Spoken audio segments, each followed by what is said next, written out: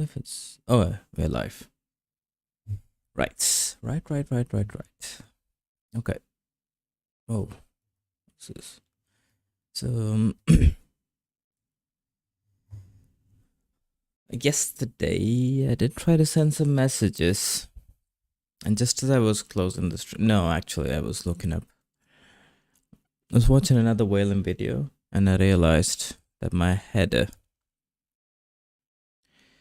was wrong. I'm gonna fix the header first. And then what I want to do is clean up. Yeah, do some refactoring, because I think it follows a lot of the same patterns between methods within wayland. Once that's done, well, I mean, we'll say we'll get there first. But that'll be today's goal, which is not too bad. Right. I think first of all, gotta fix the header. Oh yeah, because message does contain header. So this will be size of message.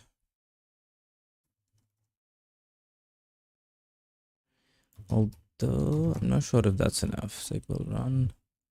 Oh, okay. We do get something back, but it's all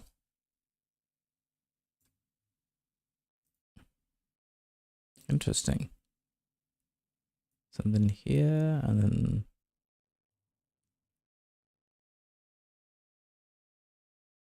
oh, 16. Let me get rid of the rest. Message bytes.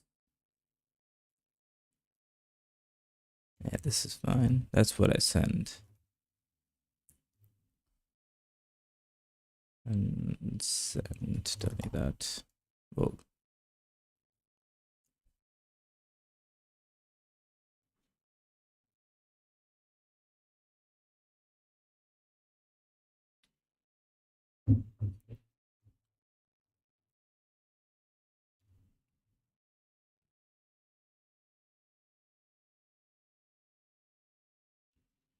I think it returns how many bytes you sent.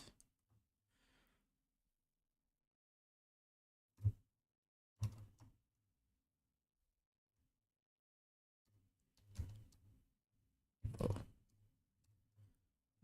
I think I can just debug set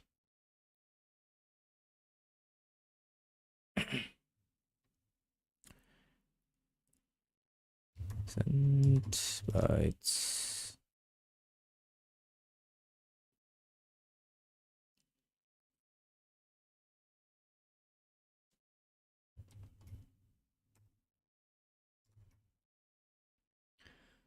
Message by message. Why do I have bytes? Make a message.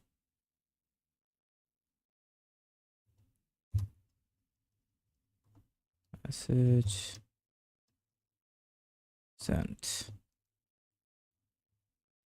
Message deadline is equal to send.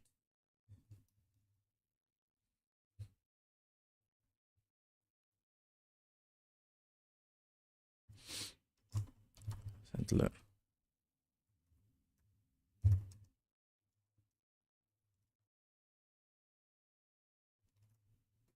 Okay, well that's what I get. Maybe what if I made this bigger? 0, 4.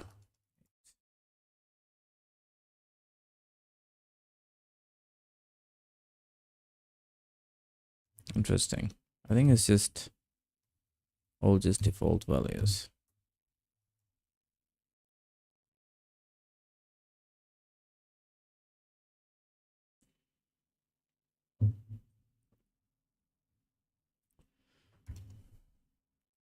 So the send is probably not correct.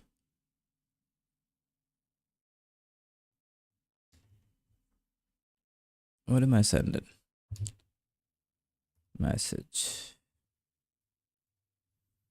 where M is header.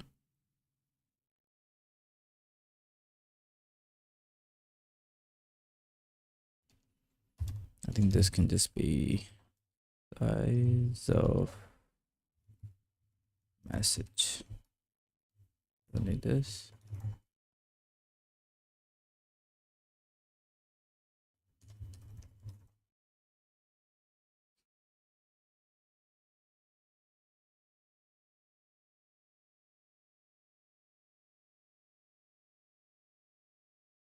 Where did I get the object ID? I think from here.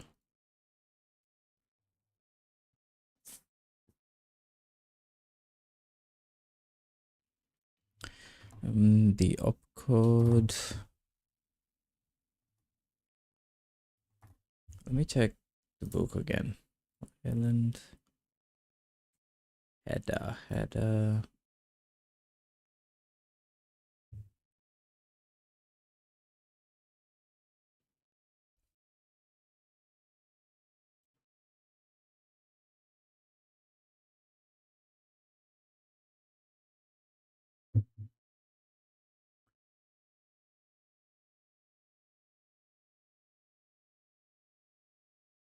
Every message is an event. In the case of server to client messages or request client to server, which acts upon an object.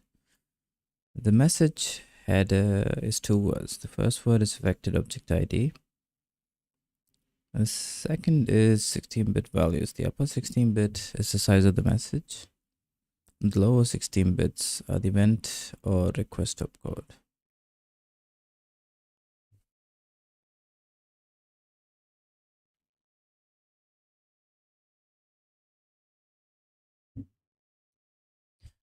The message arguments follow based on message signature agreed upon once by both parties.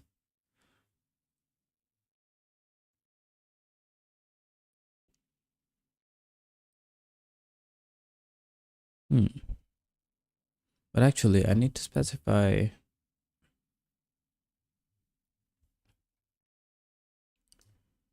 header op and size. I am missing something.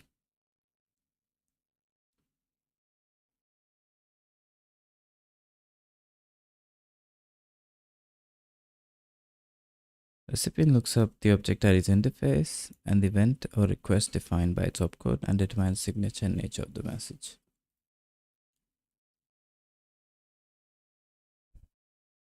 Display, is it display? Get registry.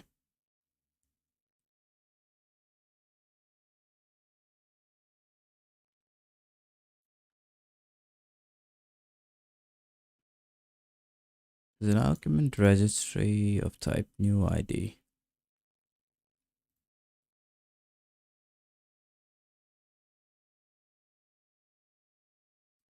Oh, okay. WL ID, oh, sorry, WL registry takes name and ID.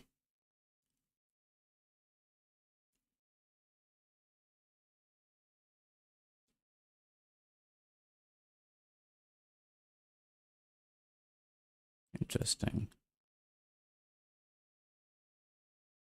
What does this mean? New ID, global registry object.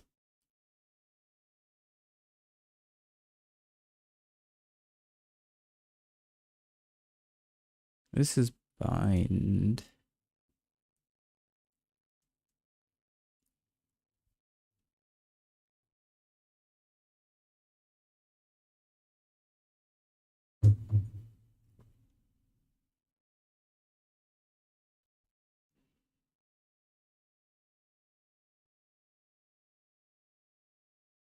Am I missing something here? Let me have a look at the example.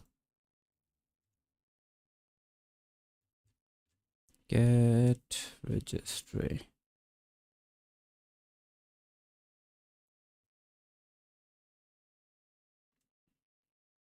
This size is 0, messages narrative 128 U8.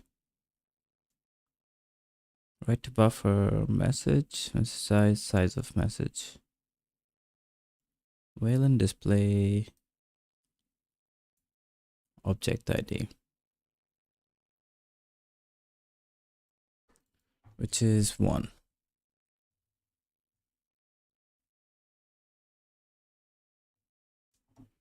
Right. And then display. I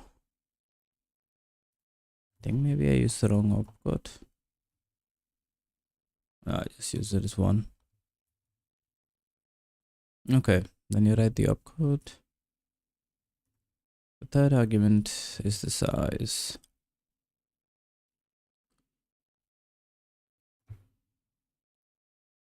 U16, yes.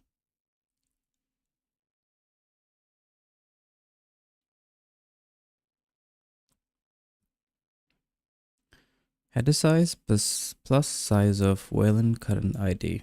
Yep, that's correct.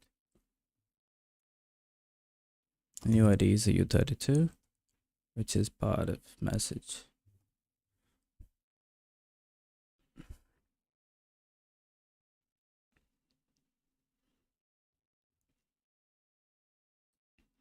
Current ID is incremented.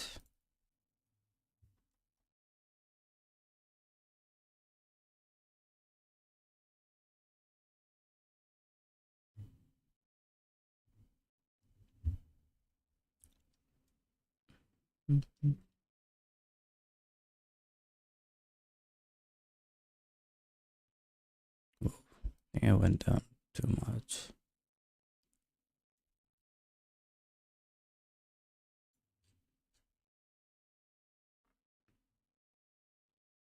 I want to check if my socket stuff is correct.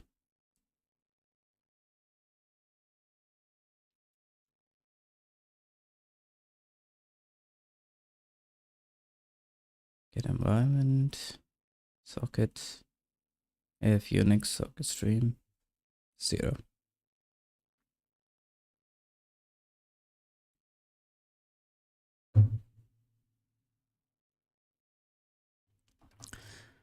Now, one thing I'm not sure, are these the same things?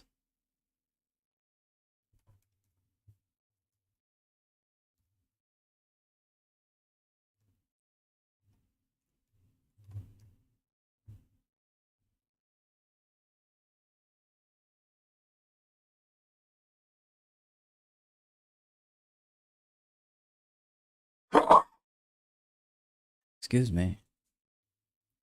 Internet domain sockets, by socket FT has not previously bound to any address.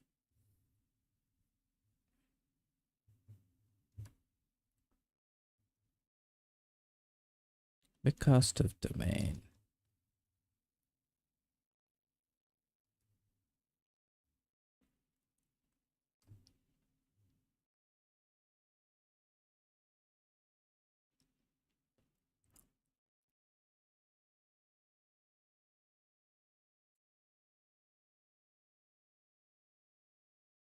Big connect sockets.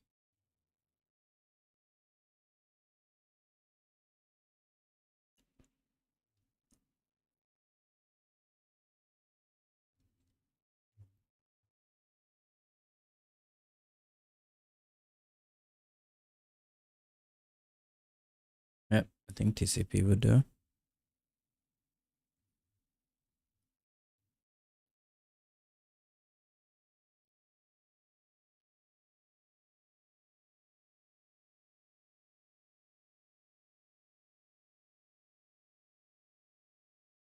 It IP, maybe no. Maybe I should look up socket.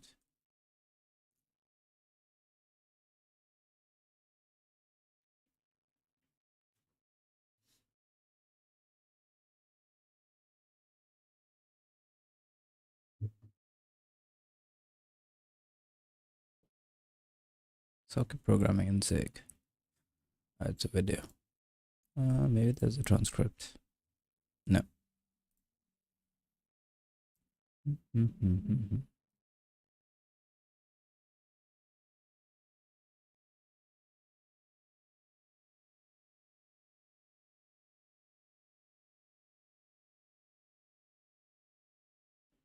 Zig For Zig socket.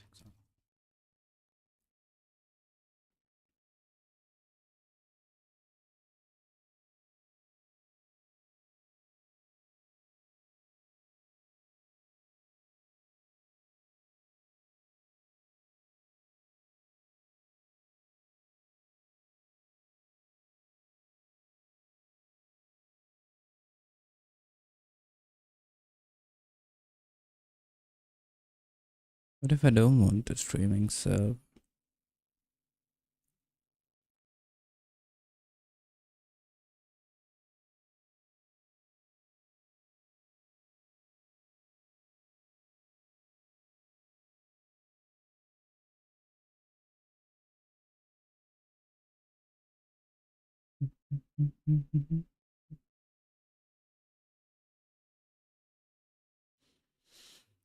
okay, I think I just have to look. Yeah.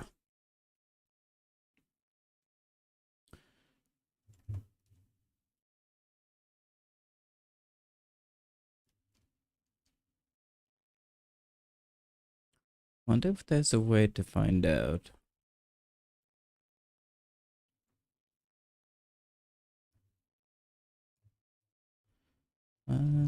Socket 2.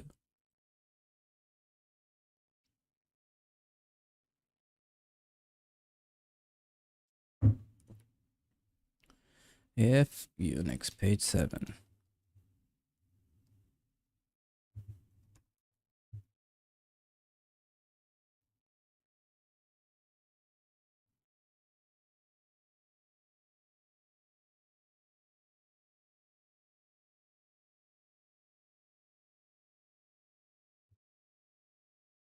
Local communication. Yep, sounds right.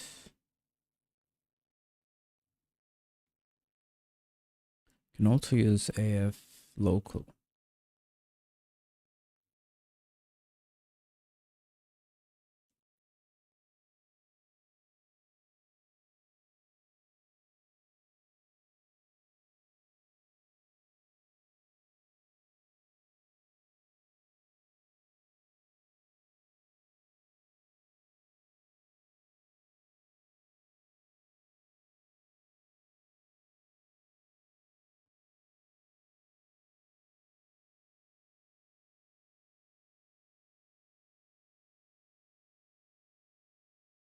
So if I do Unix 7.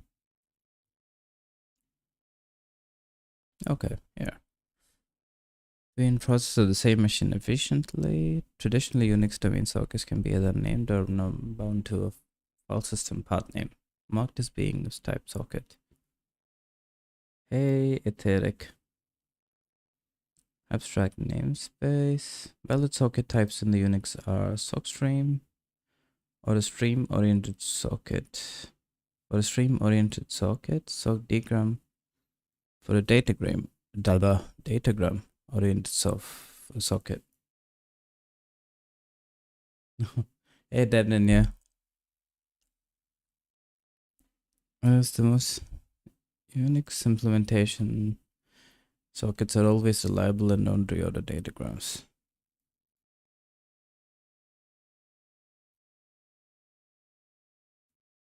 Unix domain datagram sockets are always reliable and don't reorder datagrams. For sequence packet socket, this is a connection oriented, preserves message boundaries and delivers messages in the order that they are sent.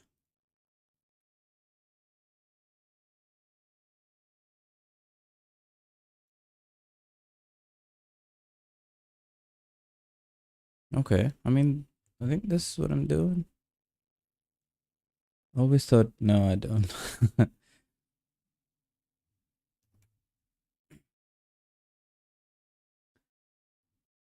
I live, well, I mean, I think quite far from the US.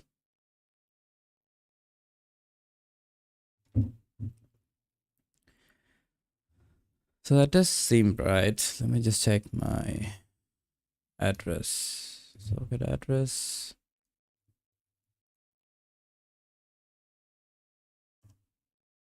Path. No, not this one. Not this one either.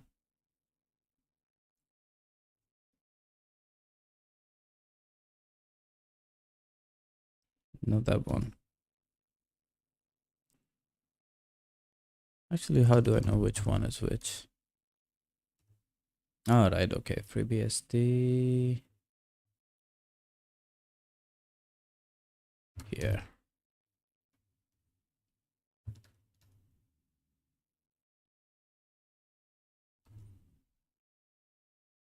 Now go back.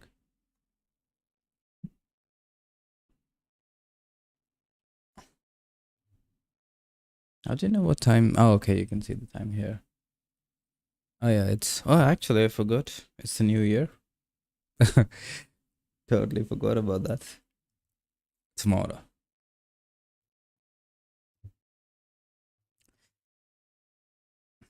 So, header.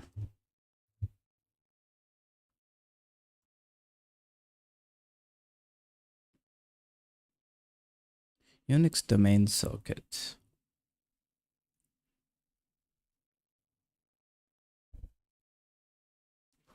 So am I using the wrong address?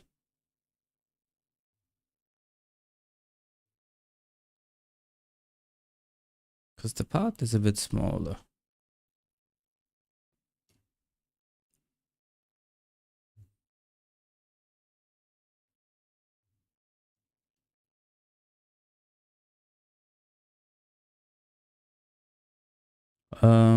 How's the debugger coming along? Well, I'm trying to get the window working, so not very far.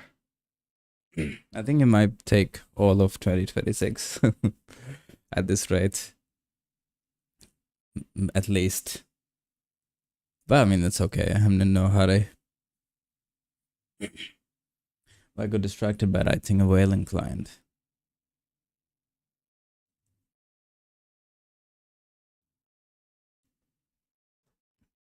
I have a feeling I'm using the wrong type.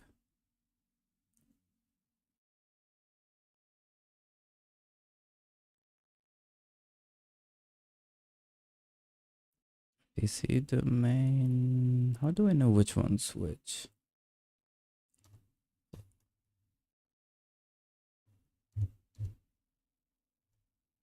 FreeBSD, blah blah blah. FreeBSD. It should just be this one. So I need family and no, that is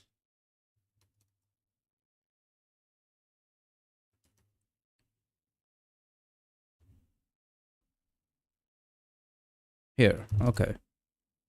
So I'm using the right one.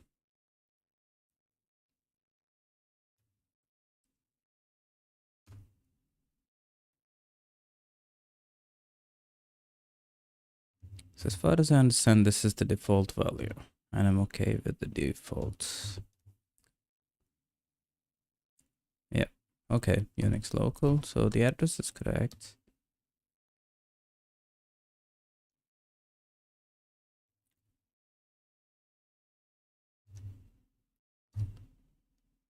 Just path.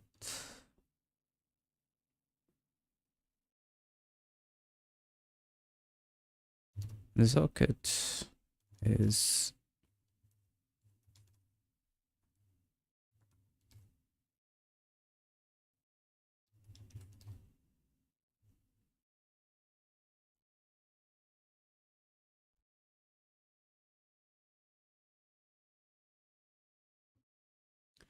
that also seems right.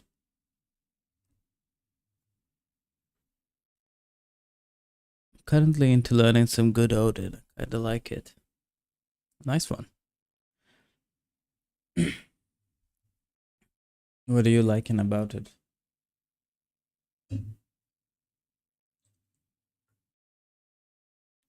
Yikes, spilled some coffee.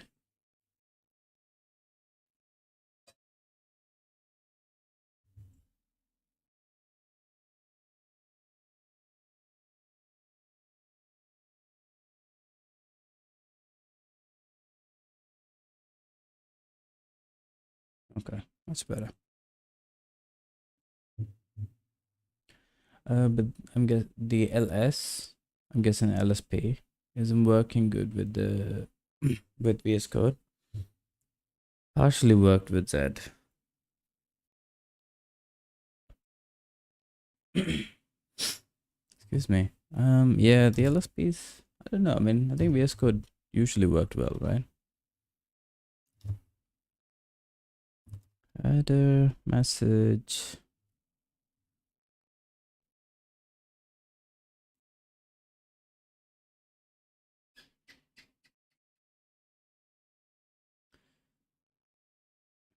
Okay, you like syntax. How you mark pointers? It's this easy to introduce new types plus functions. Nice. I find the more you program language, if you like it more, I think it's a good sign. I think the more I write Zig, the more I like it too. I do like Go, to be honest. I use it when I'm not streaming. But yeah, I'm glad you're enjoying Odin. Okay, what am I doing? I'll figure it out. Header, new ID. Is this right? mem.asbytes. Takes a pointer.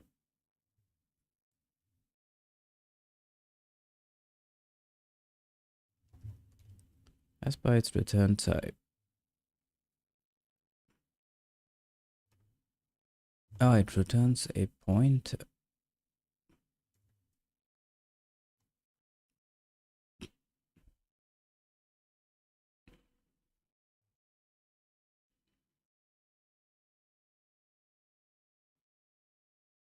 For example, I have a int vector and a flow vector both defined inside the vector package. The vector package is allowed to export divide, which then can be referred to as divide int vector, divide float vector.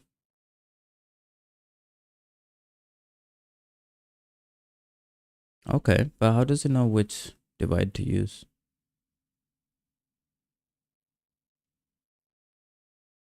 Int vector from vector package. Ah, okay, when you in your divide. Okay, gotcha. Oh, that's pretty cool.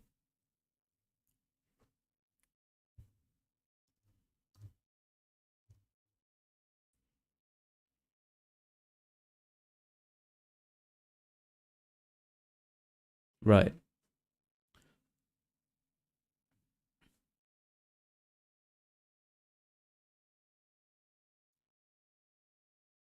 So it does genetics differently, if I'm right.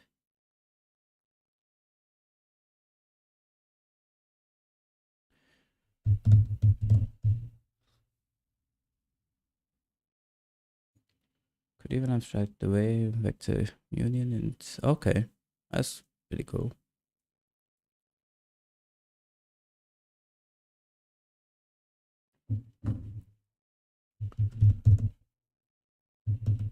Like an interface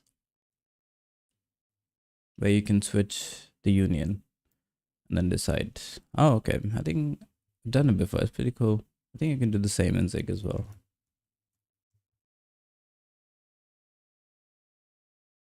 Oh, hang on. Did I just get a response?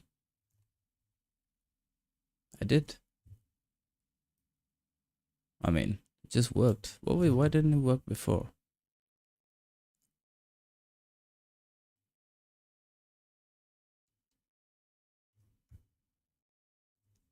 Let's go. I think I have an example of it, but not on this machine. I think it's kind of how you do, what's it called? Interfaces in Zig. Or one way to do it. You can also use a vtable. I haven't used a vtable before. Okay, so I am able to get a response. I don't know what it means. Okay. How do I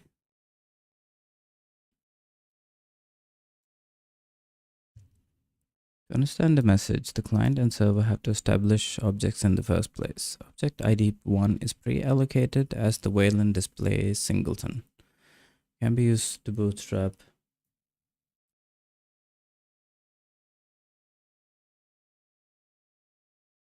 In Zig, could you do type instantiation at comp time, like add a list T?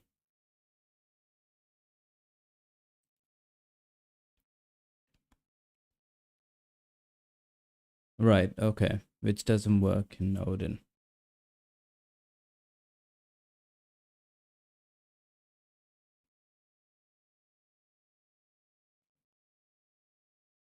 I'm not sure. Well, it would depend.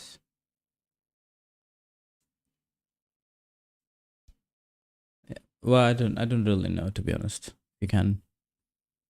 I'd never check that. Let's try further. The next chapter goes over what an interface is, how requests and events work. How do I parse a response? Requests and events. The server can also send messages back to the client. There we go. So those are called events. These are requests. One event that the server can send regarding a WL surface is enter, which it sends when the surface is being displayed on a specific output. Scale factor, blah, blah, blah, blah. Turns object ID, message, and output. Well, what are the sizes?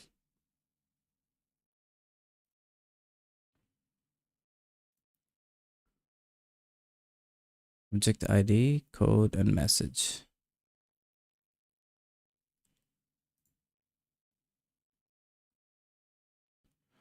Is this the response?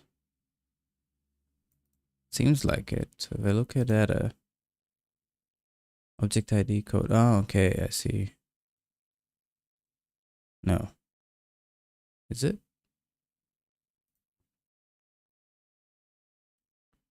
Takes new ID. Don't understand the response types.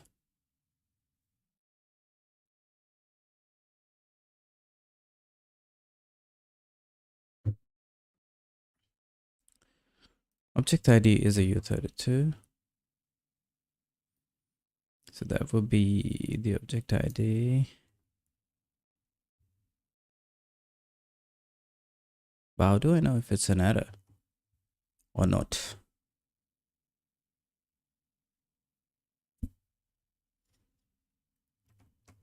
Wayland server error code.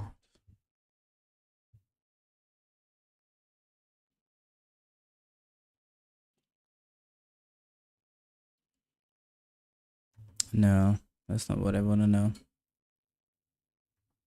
I want to know what this means.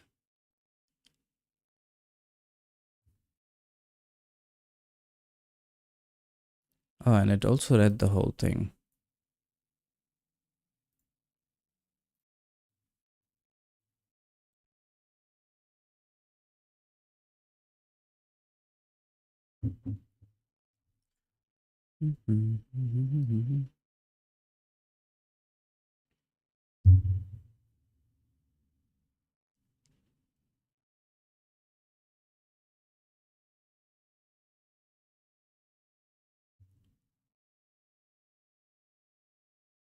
Zero, zero.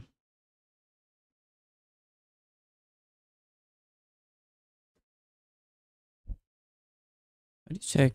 Check Indianness. Let's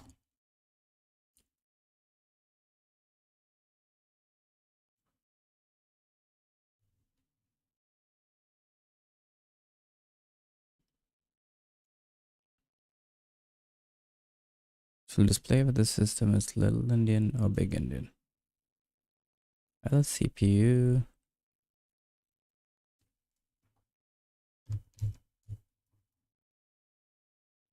Byte order is little Indian. little endian. Okay, so it means endian. I think it's flipped, right? It's the other way around. Arranged as 4 bytes in memory. Okay, yeah, it is. Big endian is okay.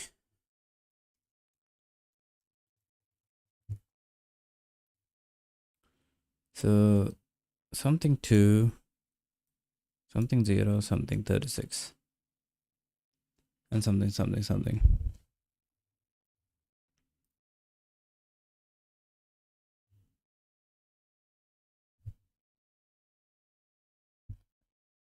I think I called get registry because of the new ID. The request creates a registry object that allows the client to list and bind the global objects available from the compositor. Should be noted that the server-side resource consumed response to get register request can only be released when the client disconnects, not when client-side proxy is destroyed. Right. Therefore, clients should invoke get registry as infrequently as possible to avoid wasting memory. Can only be released when the client disconnects. So I'm guessing when you close the application, it disconnects. Maybe.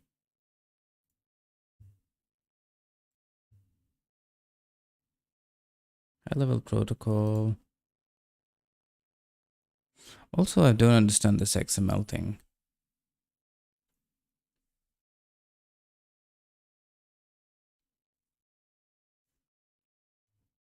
Wayland get installed XML.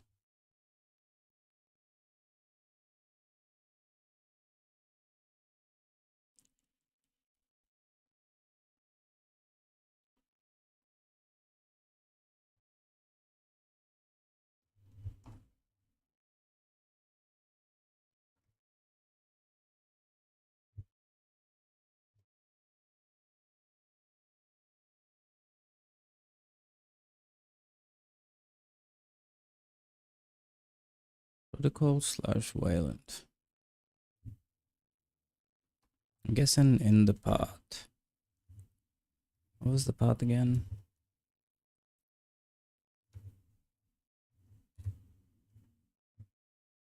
Set and Wayland. No. XDG. XDG. Runtime there.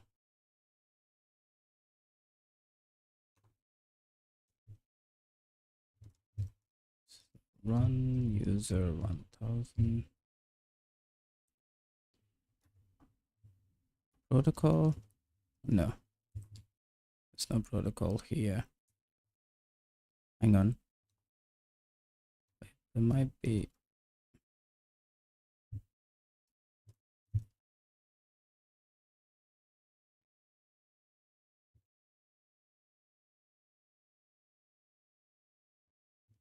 No, that's not it.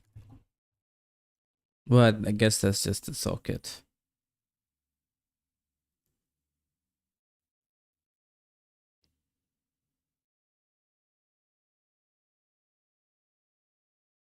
Wayland info. No.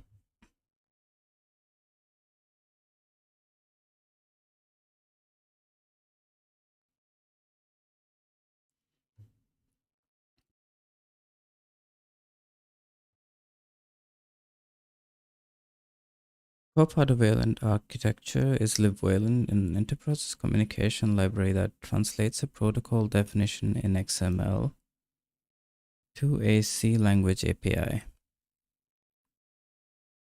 Merely encodes and decodes Wayland messages. So that's what we're trying to do.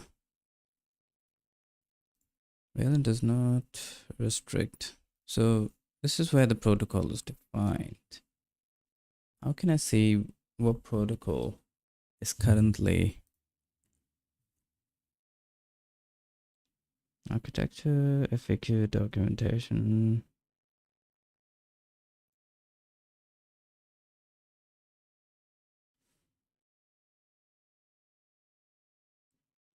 Add in basic principles, code generation. What is code generation?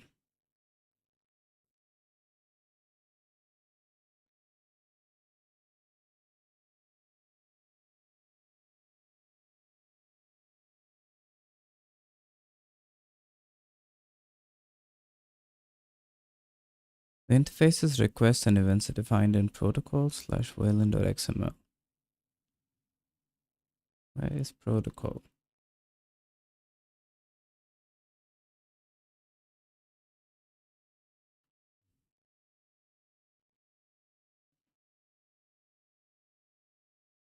Right, I think this bit I've already done.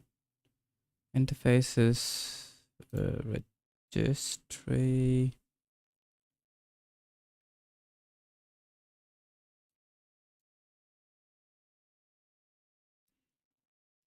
Binds an object to the display.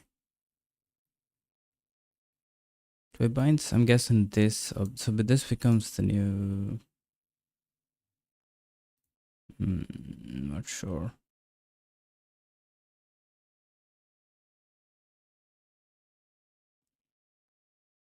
Events provided by callback, compositor.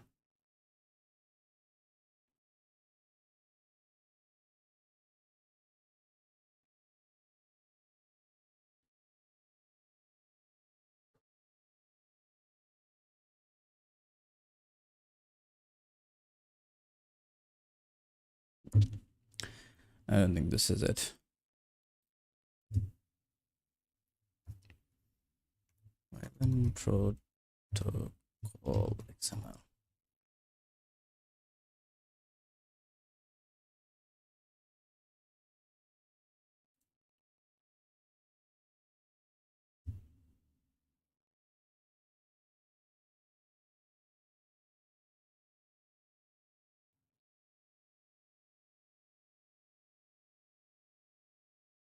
Okay. I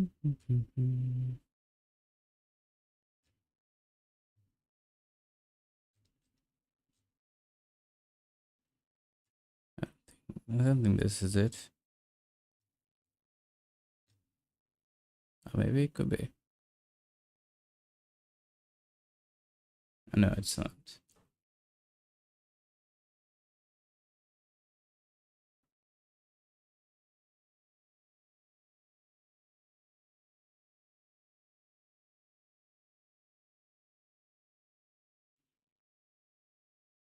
But I think this looks more like it. Interface name is WL display. Yeah, this looks right. Gonna save this. Might need this later.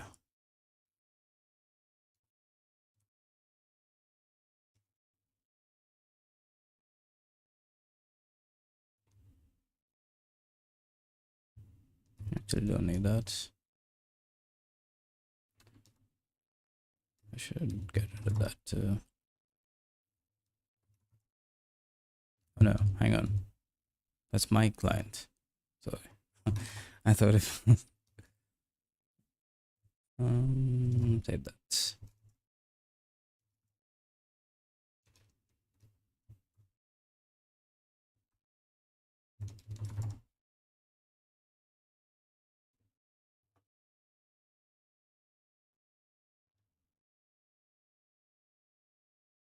Interface name is display, request name is sync, request is get registry.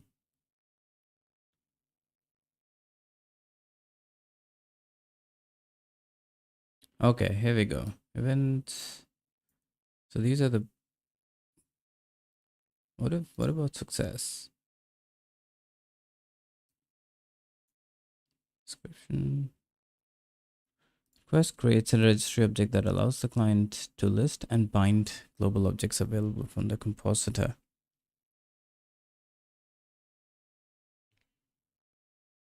It should be noted that the server-side resource is consumed in the response.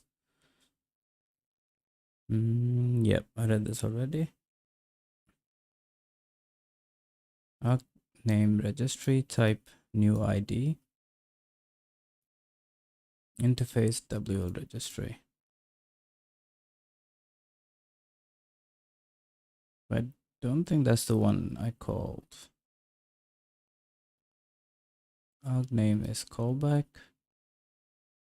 Type is new ID. Interface is callback.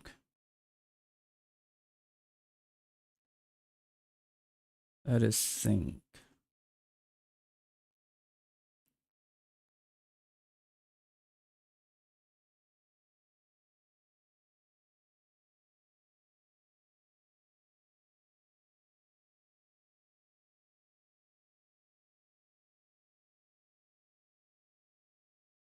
Ah, interesting. Okay, I see how this goes. There's a single argument for get registry. So this is an event. Name is error.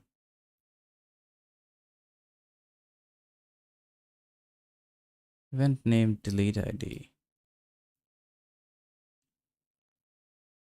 Acknowledge object ID deletion. This event is used for internally by the object ID management logic when a client deletes an object that it had created.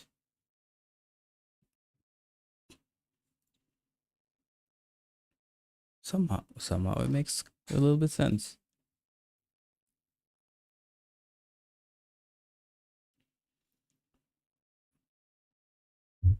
How do we know that the returned object is an error? The error event is sent out when a fatal error has occurred. The object ID argument is the object where the error occurred, most often in response to a request to that object. The code identifies the error and is defined by the object interface. As such, each interface defines its own set of error codes. The message is a brief description of the error for debugging convenience.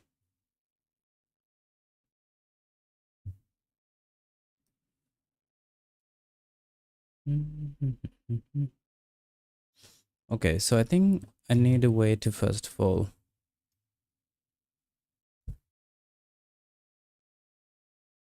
parse the response.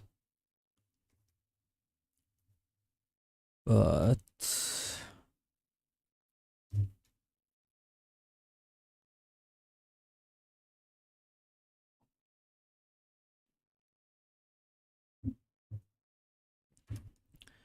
let's have const response is a struct.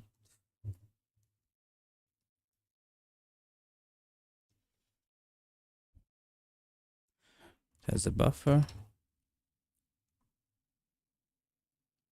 Slice of view 8.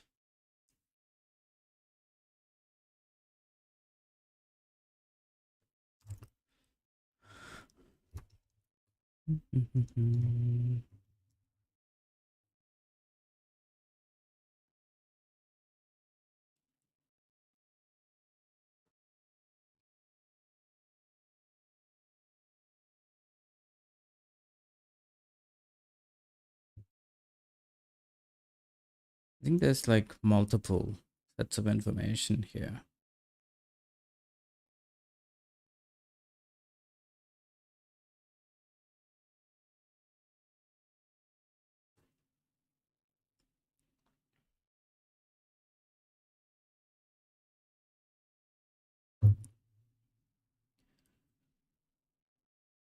Right. I think my guess is one of these should be the length of whatever the message is, and there's more. There should be more. Because this looks like one. And there's another one here. Where the big number ends, there's another one there.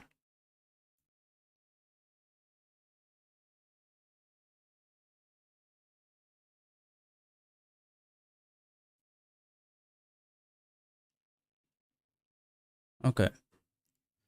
I do see a pattern. This looks like another very long message. There's another one here. Okay. Does it have a header? Does it return the same header?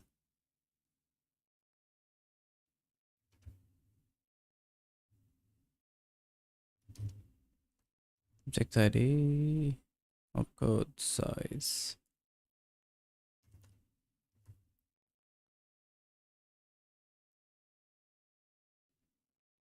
Oh, hang on.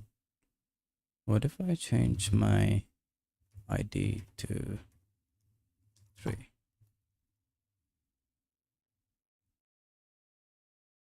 Oh, it's different. Weird.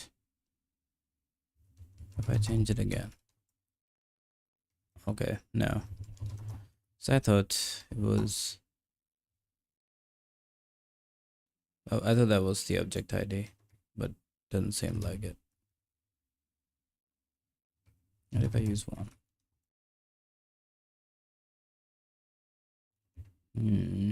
I don't know. Why is it different for 2, but the rest, they look kind of similar.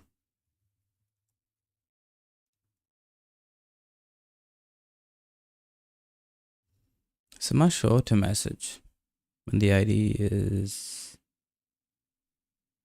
not 2. Alright, let's leave it at 2 because we can parse it. Excuse me. Alright. I think to parse it, I would need to know what... Oh, actually, I could have checked this.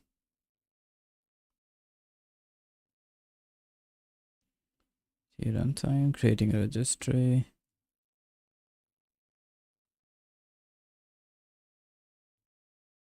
Buff read. No.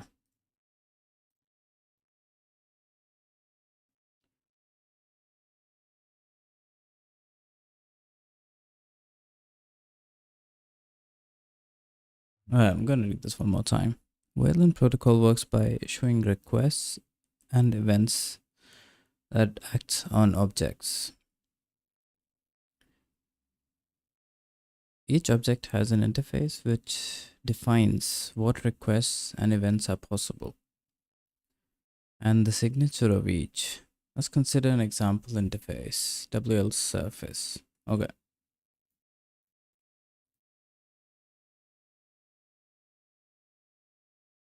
So that's defined here. So let's find WL surface.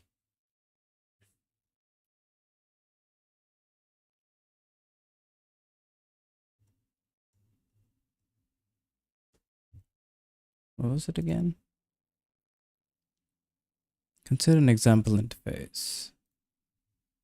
So interface equals WL surface.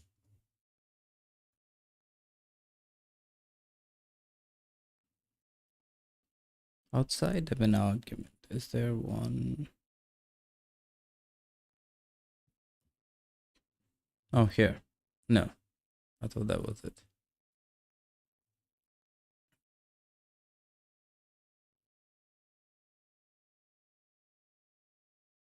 Get subsurface. Maybe it's called get surface. No.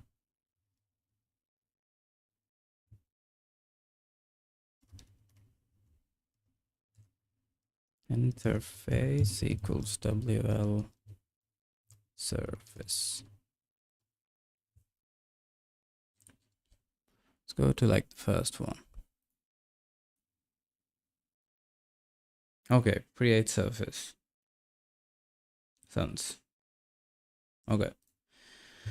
Signature of each. Let's consider an example interface, WL interface. Surface is a box or pixel that can be displayed on screen.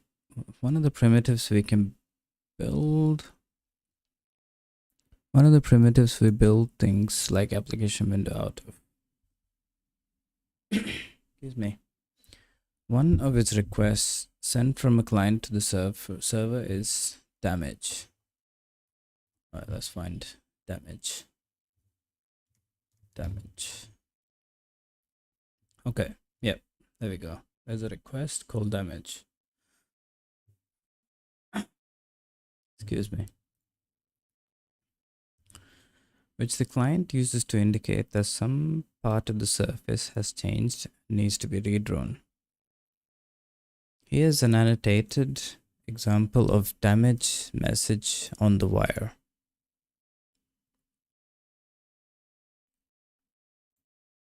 So we need to send object ID. Okay, this is the header, I'm guessing. Okay, yes, correct. Object ID is 10. Got opcode. It's little Indian. Not Indian. So opcode should come first, right? Yeah. And the message length 24.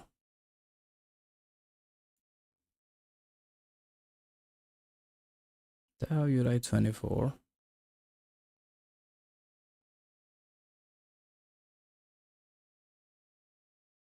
Oh, because maybe, well, let's assume it's 24. I believe you. And we send the X coordinate and the Y coordinate.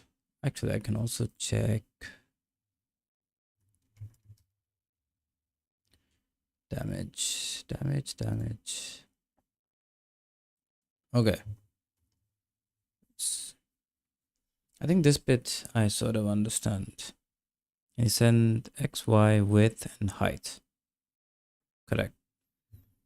This is a snippet of a session. Why is it so loud? The surface was allocated earlier and assigned with me an ID of 10.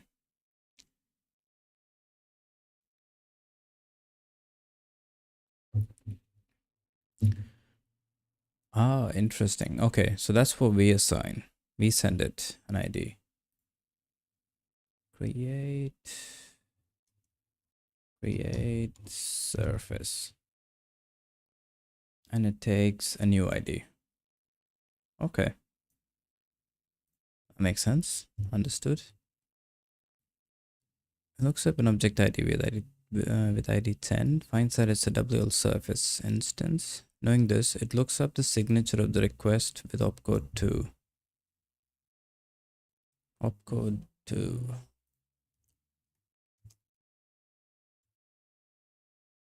How do you...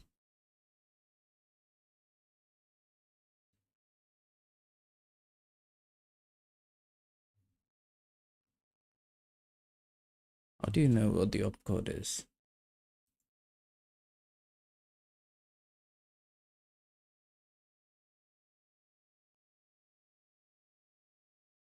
Request opcode. What was the request again? Damage. Request name is damage.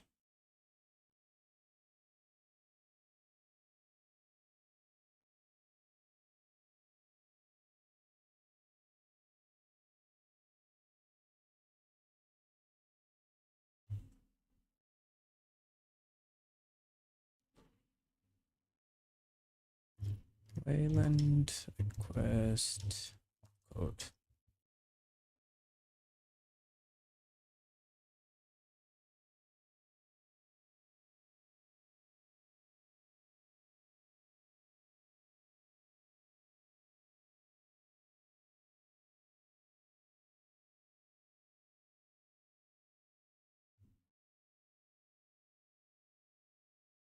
The stream broke down.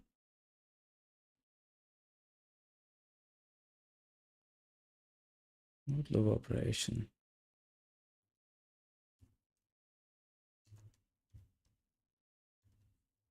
Excuse me. Each object implements an interface and the requests include an opcode that identifies which method in the interface to invoke. What is the interface called?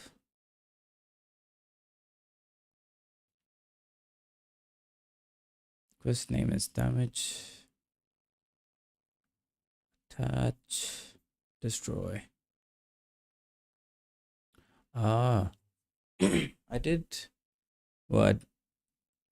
I think one of the videos that I watched, they mentioned something like this. So within the interface, damage is the third request within the WL interface. It's destroys first 0, attaches 1, and then damage is 2.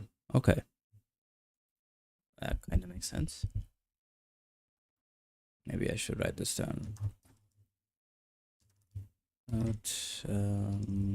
Code is the index of the request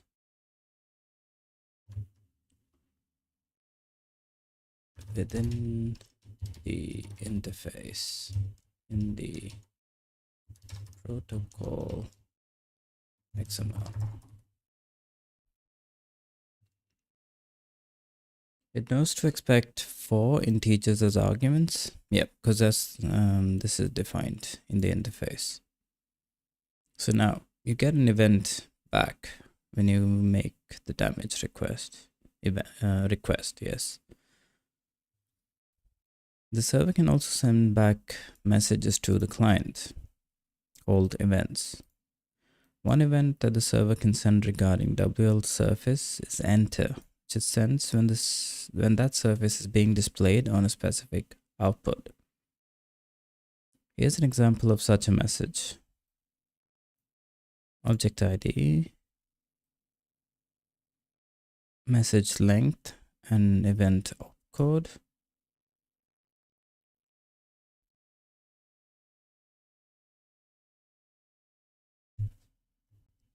So when it sent me back, was it the object ID? So that's 32 bits. 2, that's the object ID that I sent. And then this is the opcode, that is 0. Did I send 0? I guess opcode of the object. And this is message length. Okay, so the header is the same. I can use the same type to parse the header.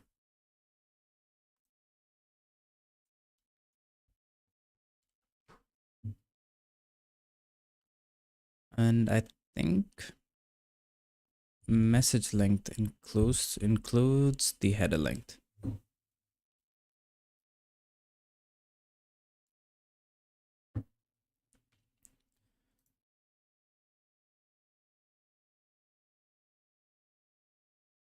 It sends when the service is being displayed on. Here's an example of a message.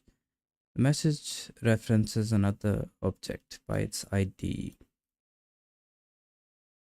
Right. The WL output object, which the surface is being shown on, WL output surface is being shown on. The client receives this and dances to a similar tune as the server did. It looks up object 10, associates it with WL surface interface, and looks up the signature of the event corresponding to opcode 0.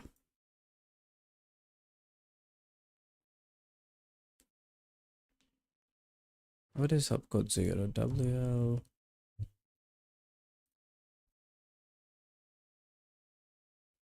What is the interface that is sent?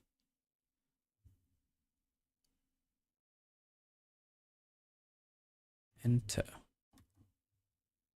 So go to WL interface. Name equals WL surface. And it sent opcode 0.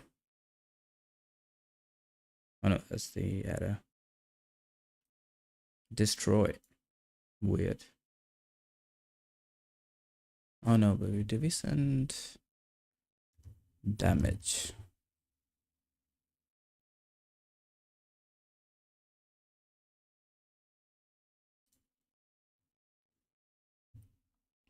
Don't understand this bit.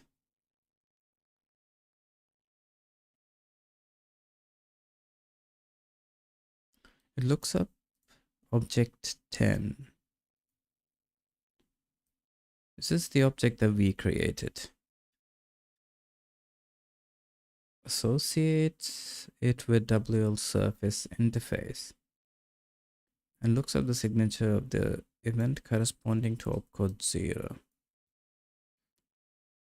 I think if I understand this bit, the rest would make sense.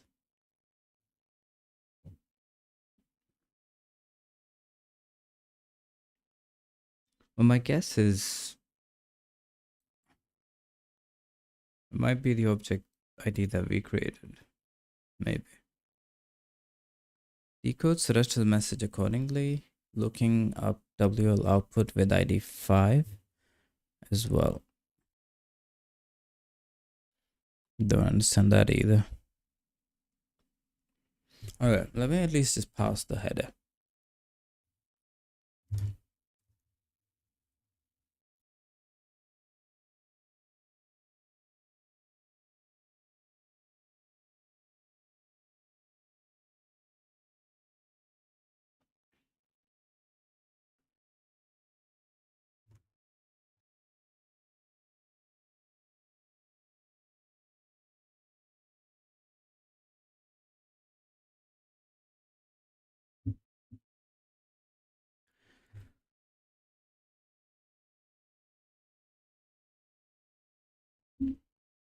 There is a header, but there's also a message.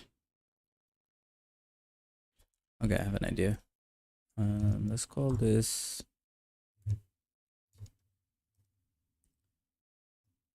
request. And this would be when it comes to event is packed.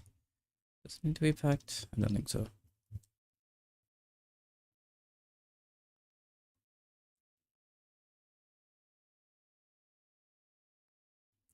So it would have a header.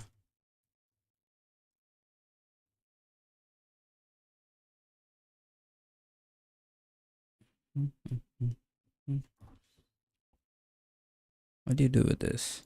It's an object ID.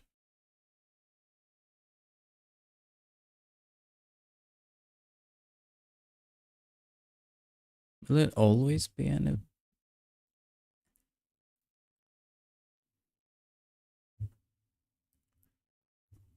event?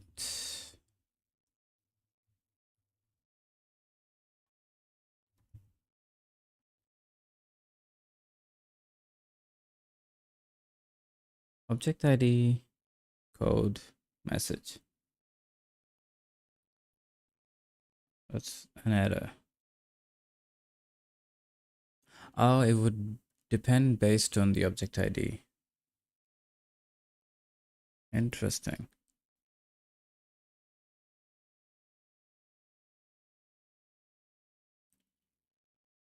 I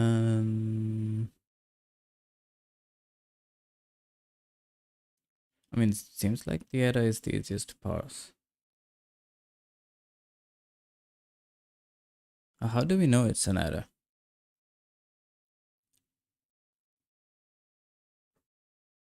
Maybe object ID. Yeah, okay. Events. What about this?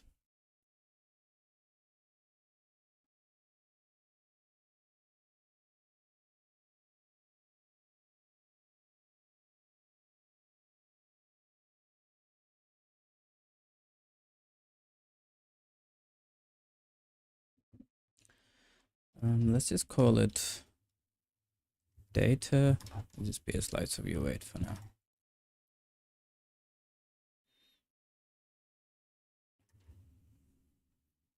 It'll just be part of the buffer. Okay, I think that sounds good enough. Parse.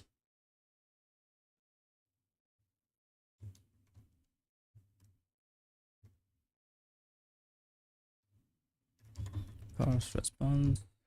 What would you need? Nothing really. And I think you can return. It'll return an event.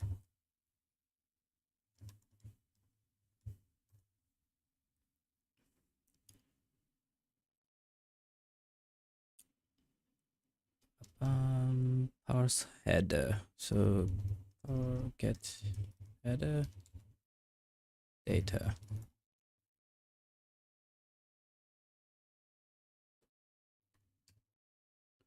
How do we get a struct from bytes?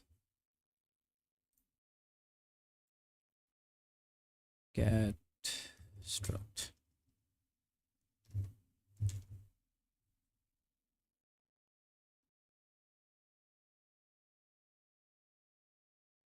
Reader take struct.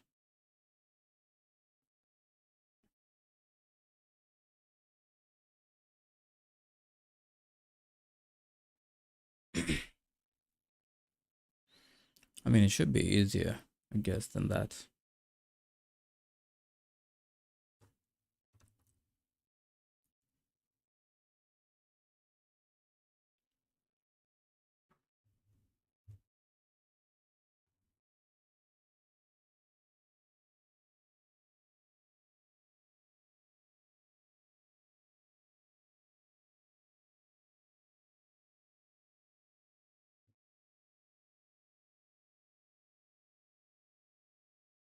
Oh, I could just get them individually.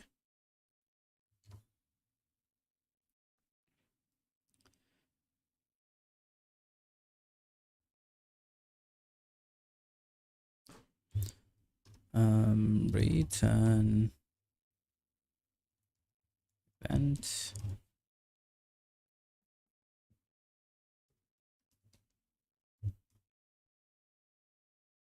dot header equals header dot object ID equals buff of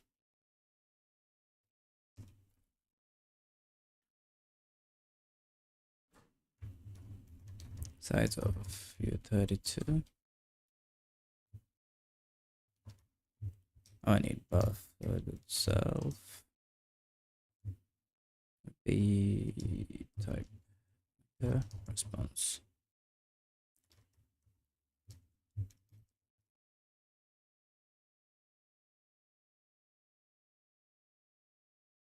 It would need to like move the pointer forward as well.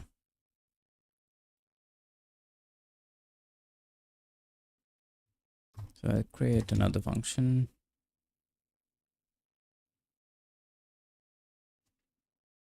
Let's call it consume self response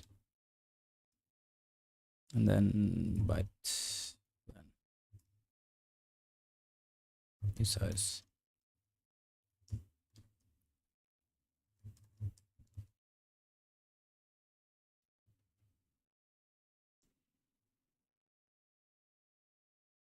Oh no, not byte length. Let's call it T type.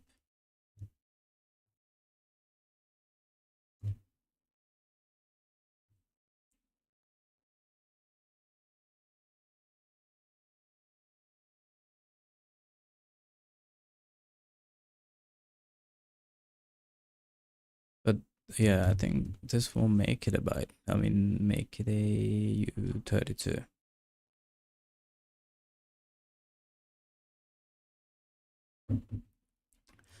What's it called? Bytes as value.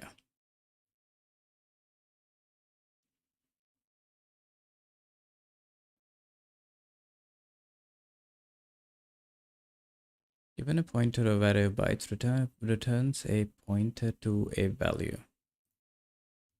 Bytes as to value. Given a pointer of an array of bytes, returns a value of specified type backed by a copy of those bytes.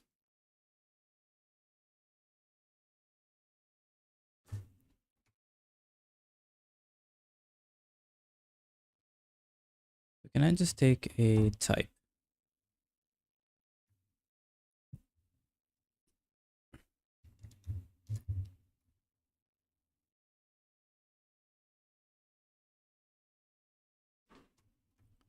Which is type.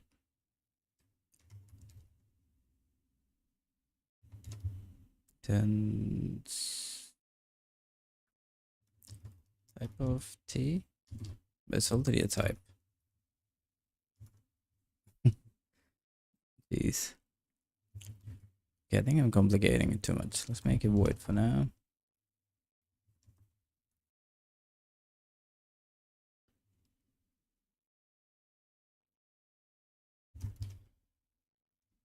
Self dot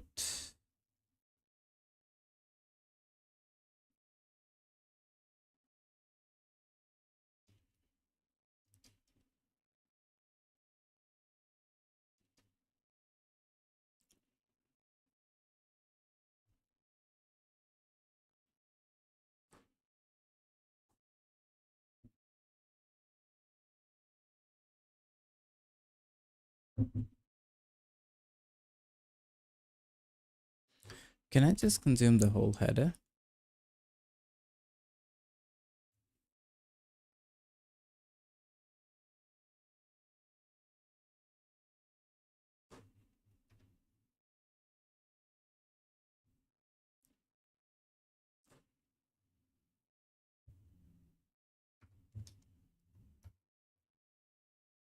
This would be bytes.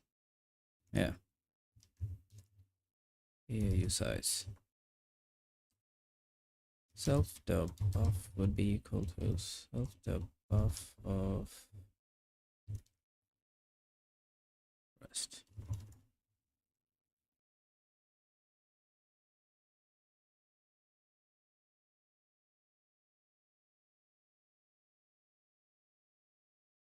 I mean, that makes sense. Kinda.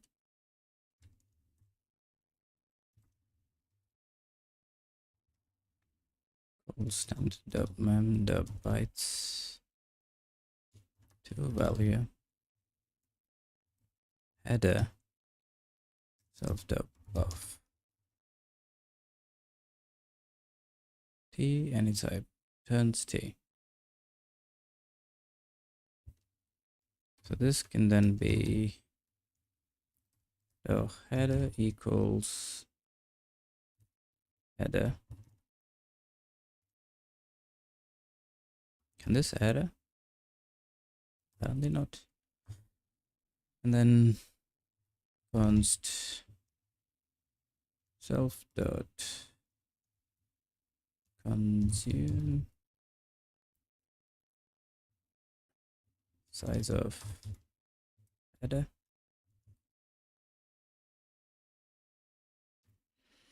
And then const data is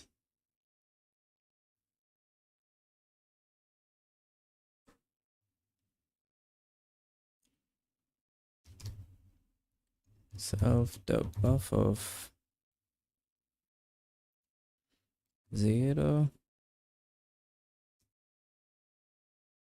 to header dot size. The header size includes the header. We already can -4 minus size of header.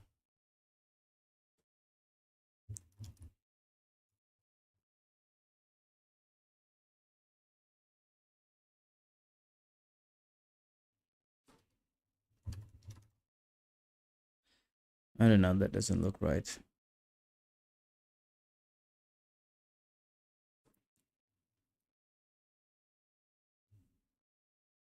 Actually, just to move that here and self a buff of size of header to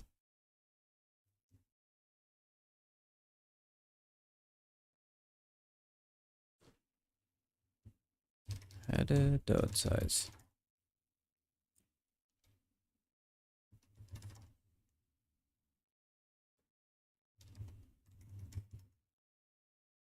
Data.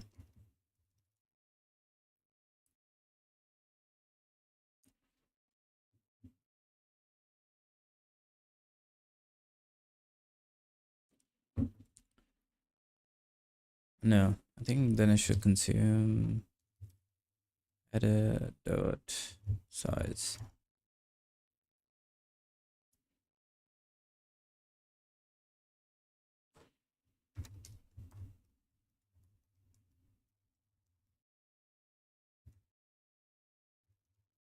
Header and message.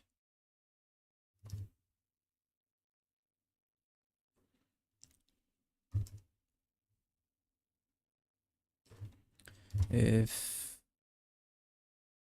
self dot of dot len less than, okay, header size equal to size of header less than header size,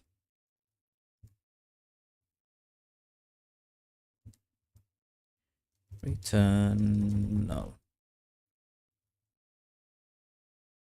So that means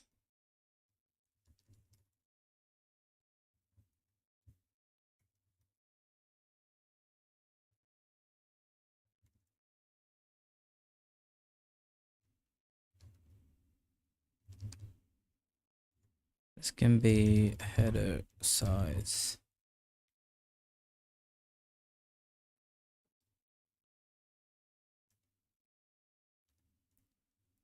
Maybe I rename this to event request size message size.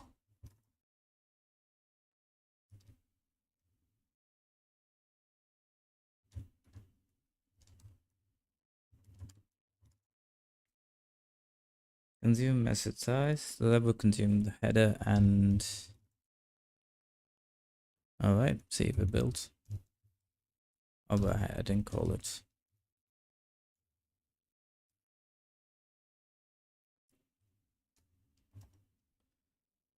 Read bytes.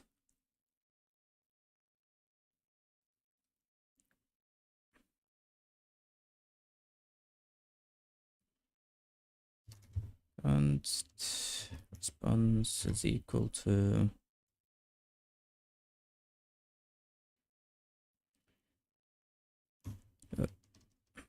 response dot buff equals buff of 0 to read bytes.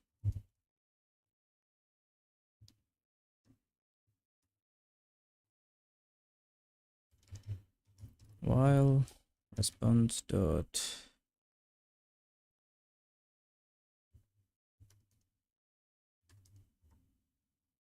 we can call this an iterator.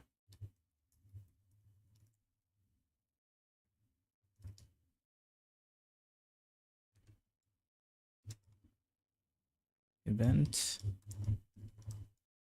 standard debug print any e.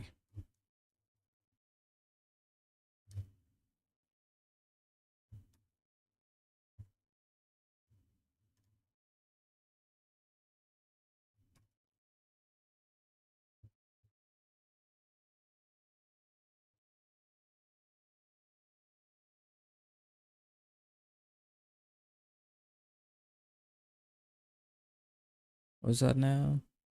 Expected type. So this can be a pointer.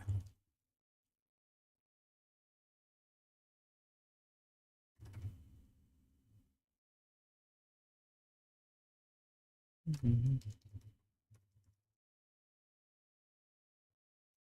don't think that changes the type. Expected type wayland client dot response iterator found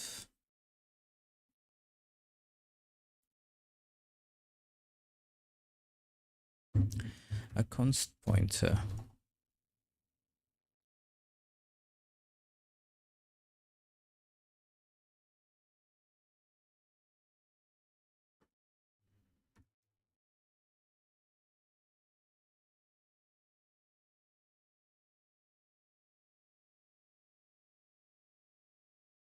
How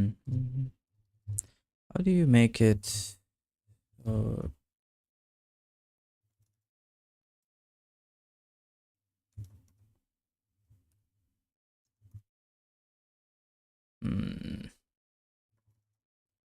Doesn't sound better. Yeah, it's the same thing. Does it need to be a pointer? Kind of does, because I do modify the buffer.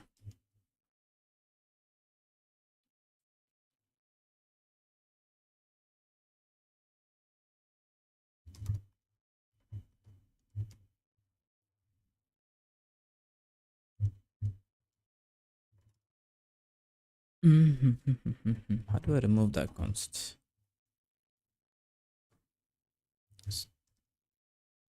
Const struct pointer Zig.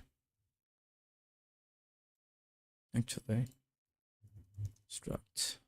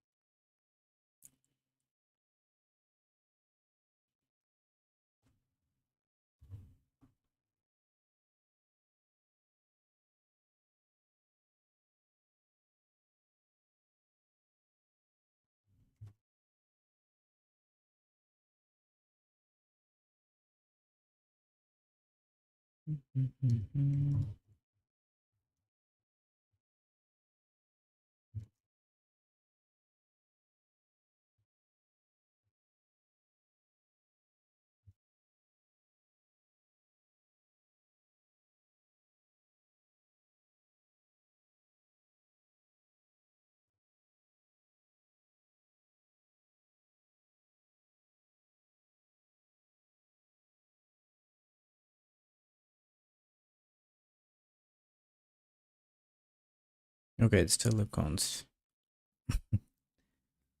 How do I remove the const?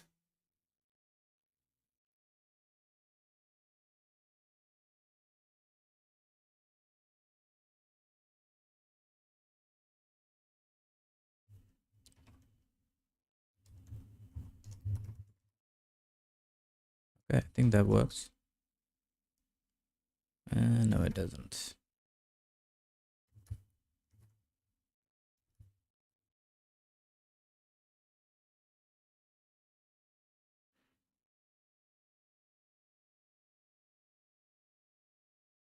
Why is it?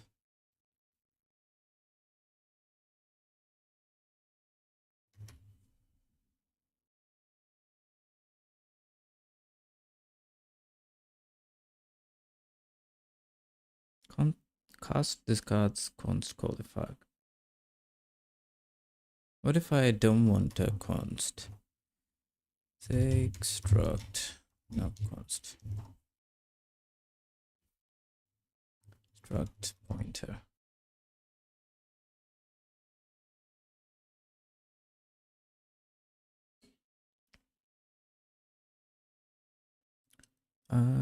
Hey, CPT Chica.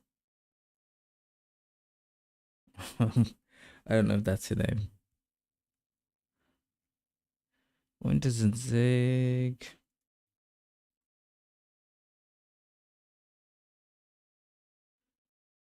In Zig, when you see a pointer to a struct that is not marked as const, it allows you to modify the contents of the struct to that pointer. Yeah, that's what I need. How do I free struct?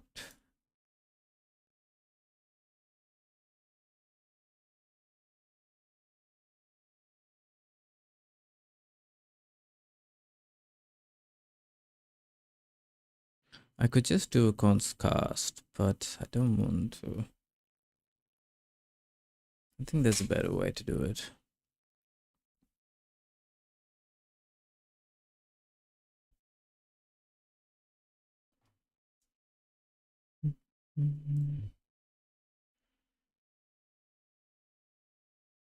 Structs namespace can be called without a dot product. Is there a struct with a method here?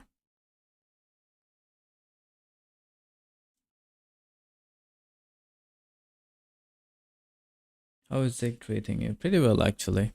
I mean, the more I write, the more I enjoy it.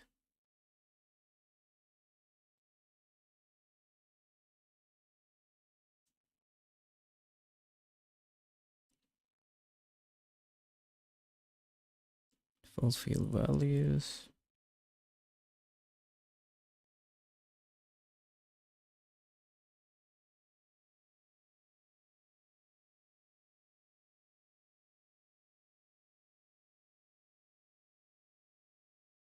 Fact struct.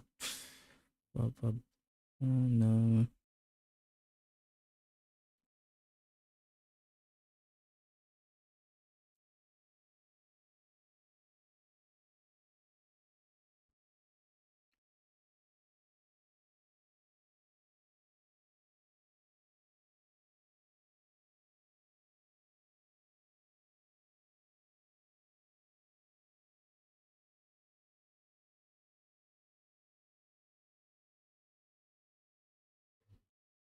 I want to understand why. Why is this a const pointer?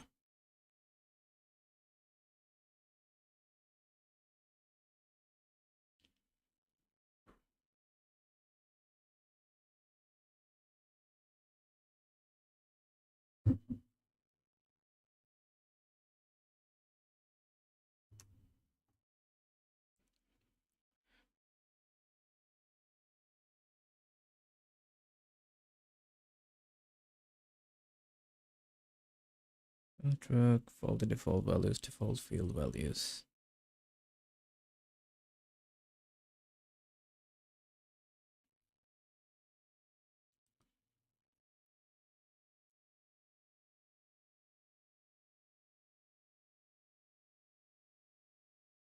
Is there one where it takes a pointer?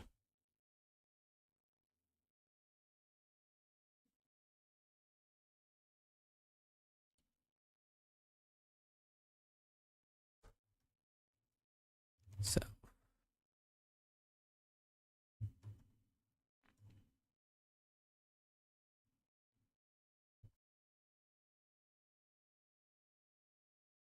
two.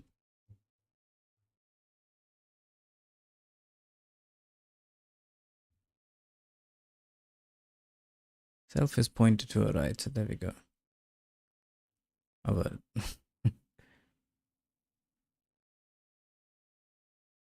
right print value.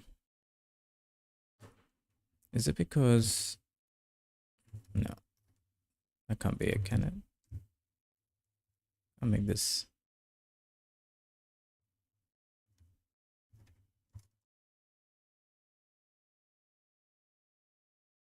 Yeah, okay. That's not it. I mean, it was worth a try.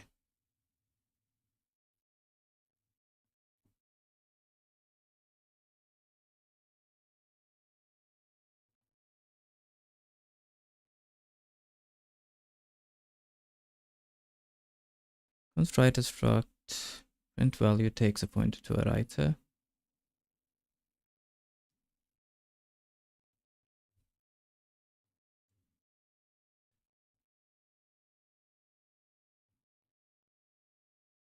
And these.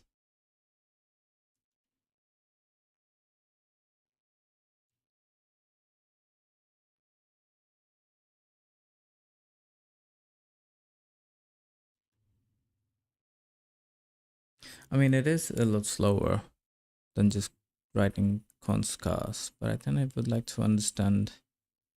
Might save me some time later. No, these are all. Okay, this is back to the beginning.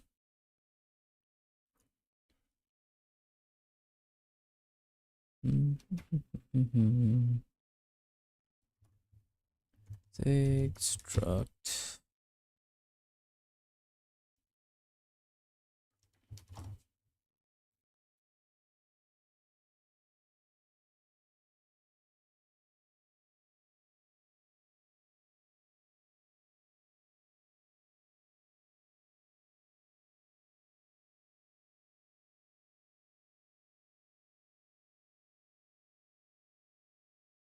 Vector algebra generic.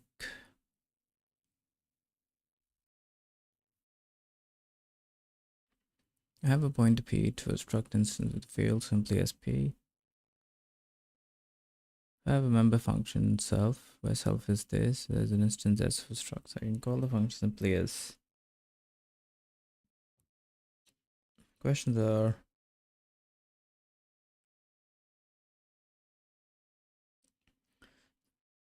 It works both struct and value and struct pointers transparently. Similarly, namespace functions also do the right thing when invoked.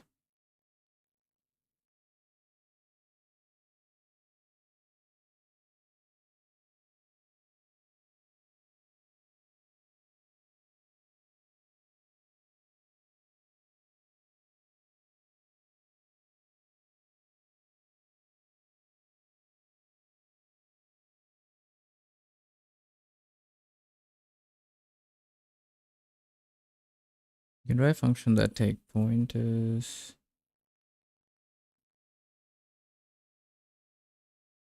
You don't need to reference PV pointer to access the structs field.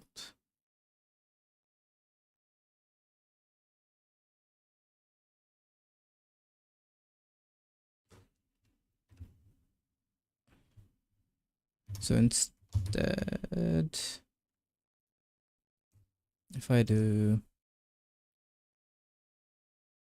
our self is this,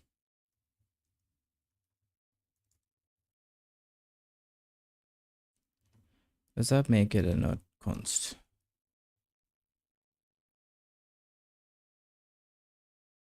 Okay, it's still the same thing. Interesting.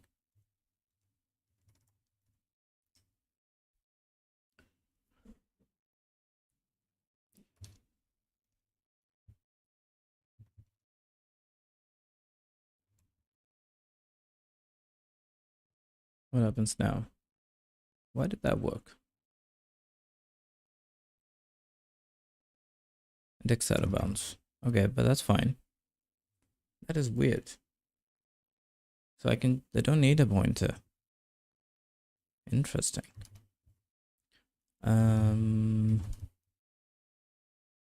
Okay, but I can do a bounce check. Yeah.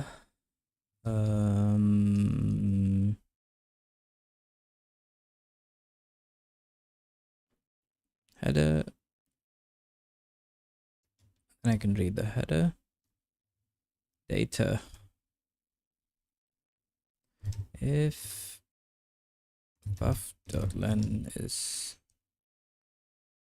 less than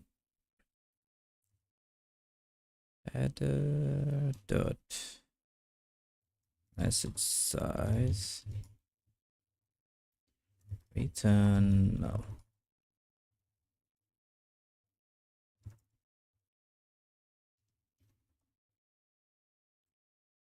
Okay. Maybe I can print this better. Is the header again. Object ID, opcode message.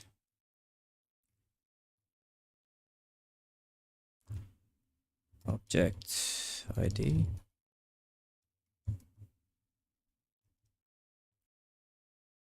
Code.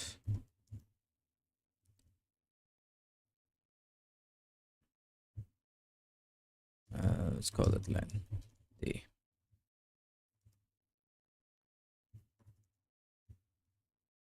E dot, what is e header dot object id, e dot header dot opcode message len, and then e dot data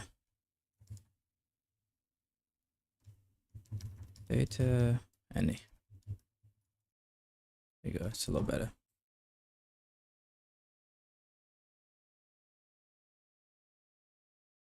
What's that again? No field named message len. Message size. I'm surprised there was no, the LSP didn't catch it. Okay, so that's what I'm getting back. I get the object ID that I sent back. Opcode is 0, len is 36. That's the data. Don't know what that data means.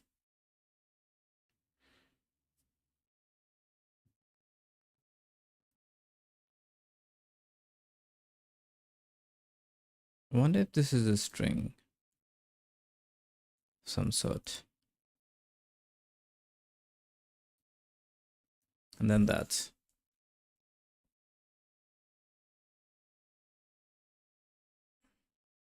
I also would like to parse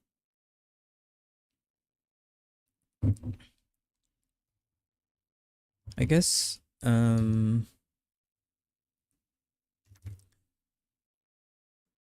the header based on the object ID or opcode. I think object ID. You should be able to tell if there's an error. But I guess that's a problem for tomorrow. Parsing messages from wayland.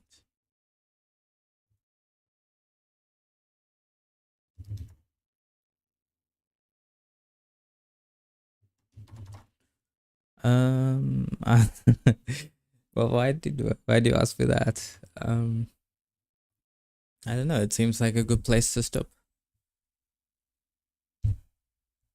Maybe. I don't know. It's the holidays. You know, I think you can be a bit lazy. I don't need this. Don't need that. Okay, I'll make some notes for tomorrow.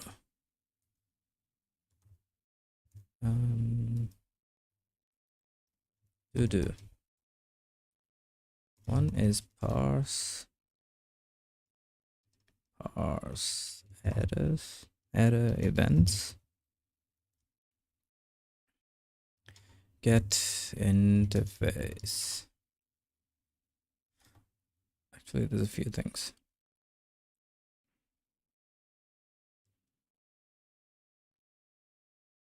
Check. Does it always just return the object ID? Because somehow this looks a bit wrong to me.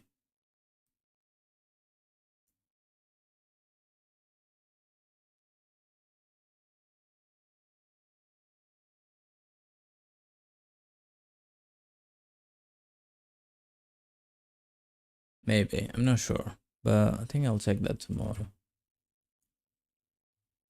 Get node interface. What do I need?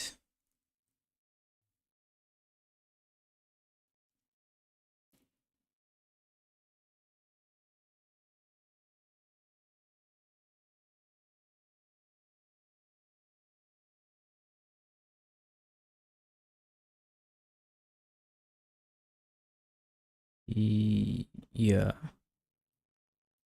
Okay. Get registry.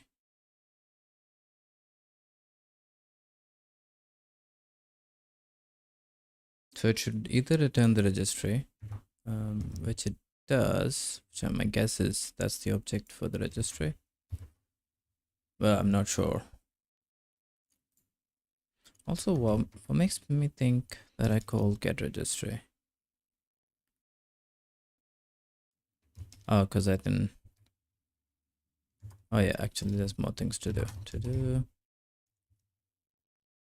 Create get registry method. And this there.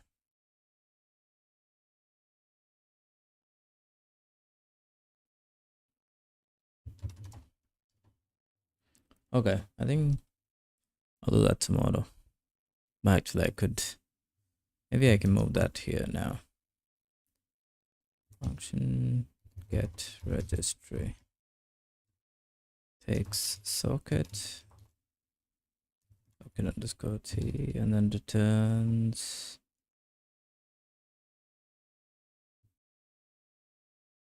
message slice of bytes. So slice of U8.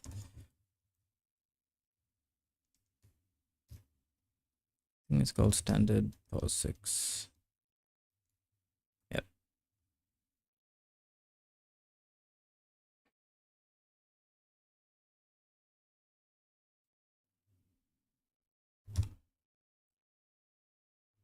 Maybe I do city8 void.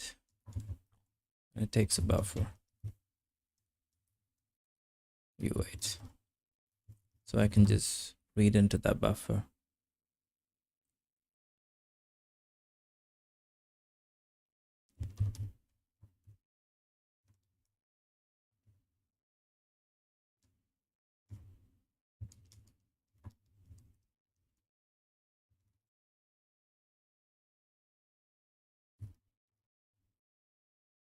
All of this. Yep. And move this here.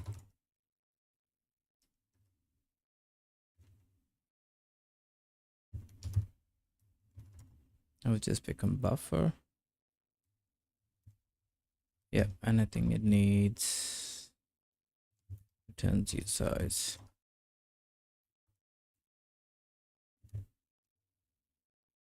Or maybe I can add it too.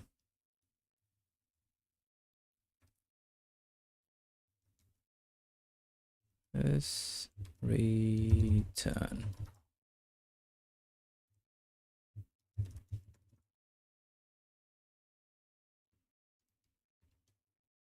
Return. And then I can just call this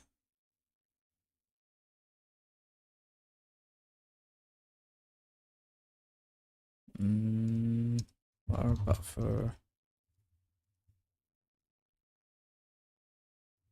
24 U8 is undefined.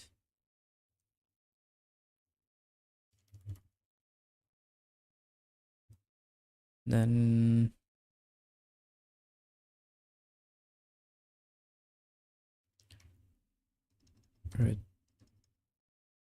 response bytes equals try get registry take socket and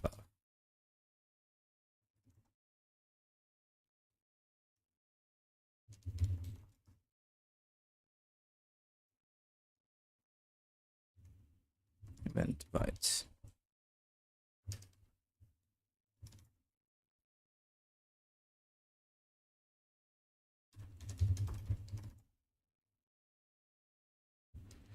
Okay, and I think this here, the header can be that. I think it's request. I think I should move this out of there because I think it depends on the interface that you call. So it should be local. Because if you look at the XML interface, no, request, they all have their specific args. Okay, so I think that makes sense.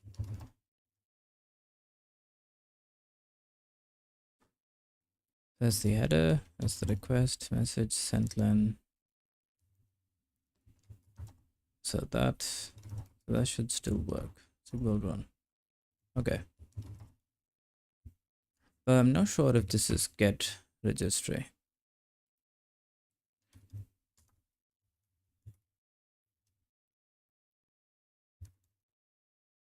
Code enum, maybe.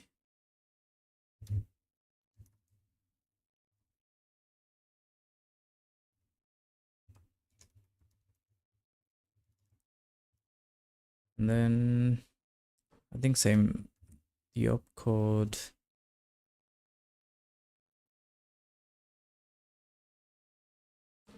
Actually, I could do this now. I have an idea.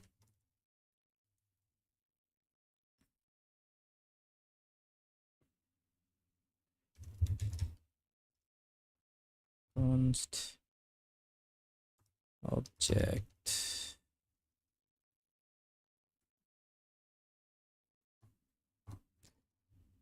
No, I think I need the type.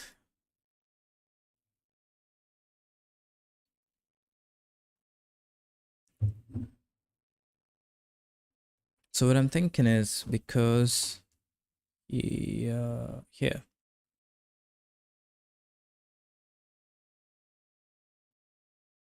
each sort of what's the name interface has, I wonder if this is display get registry.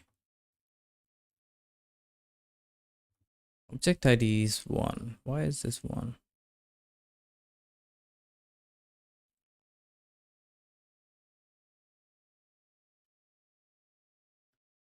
If interface is 1,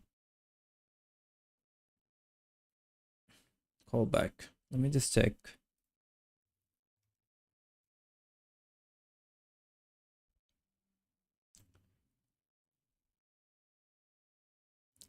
Display object ID.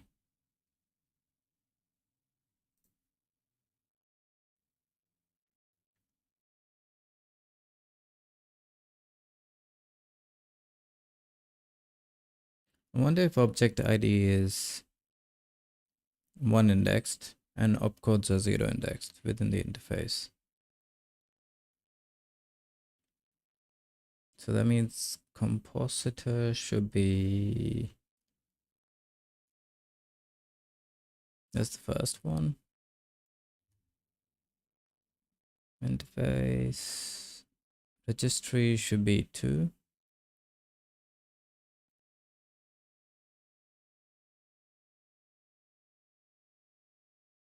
Callback would be 3. So registry.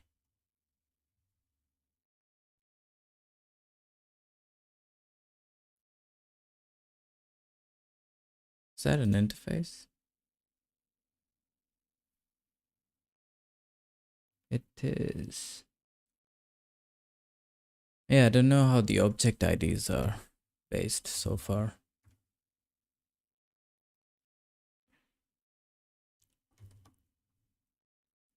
So I can call this display const. What's this called? Protocol. Prot.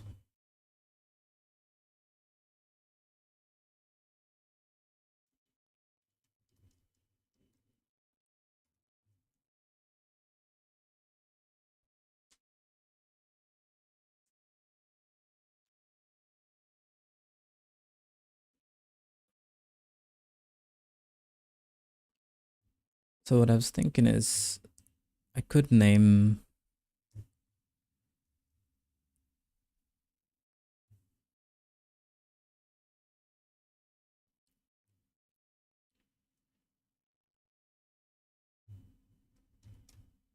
so let's say this would be display. This would be of type Oops. Maybe. Rot.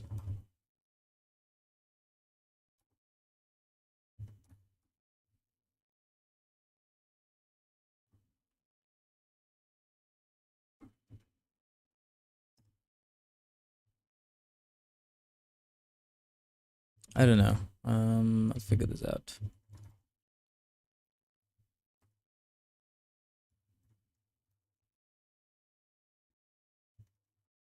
Protocol XML to upload, and what's the other one? Yeah, XML to some sort of type.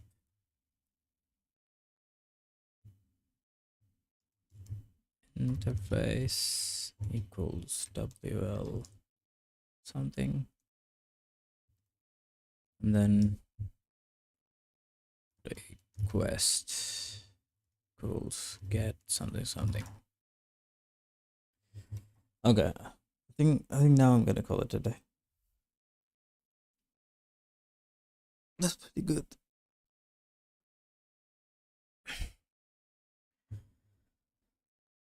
I'll do that tomorrow, because I think having like all these numbers doesn't make sense.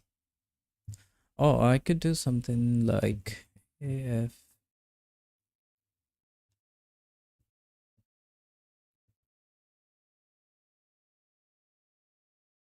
maybe. I'm not sure yet. I think I'll figure that out tomorrow. Okay. Now I'm for sure. I think I'm done. Pretty happy with that. At least there's some progress, and I'm starting to understand it a bit better. All right, I'm gonna call it a day there. Hope you have a good day and enjoy your New Year's. And I'll see you tomorrow. See you, Debnin. Happy New Year. Bye.